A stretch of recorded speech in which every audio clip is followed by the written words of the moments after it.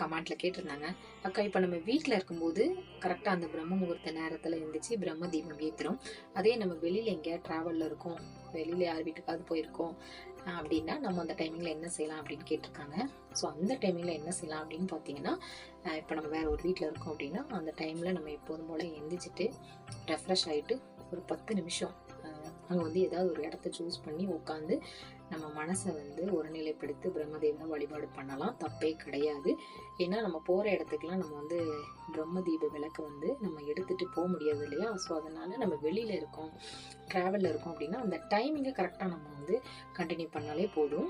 So அதை பற்றி நீங்கள் எதுவுமே யோசிக்க வேண்டாம். நமக்கு தேவை பிரம்ம முகூர்த்த நேரம். அந்த நேரத்தை வந்து நம்ம லைஃப்பில் வந்து மிஸ் பண்ணக்கூடாது. ஸோ அதனால் நீங்கள் இப்படி வந்து நீங்கள் கண்டினியூ பண்ணலாம். ஸோ நம்ம சேனலை மறக்காமல் சப்ஸ்கிரைப் பண்ணுங்கள். பிரம்ம முகூர்த்தம் பற்றி உங்களுக்கு என்ன டவுட் இருந்தாலும் தாராளமாக கமெண்ட் பண்ணுங்கள். கண்டிப்பாக அதுக்கு நான் ஒரு வீடியோ போடுவேன். ஸோ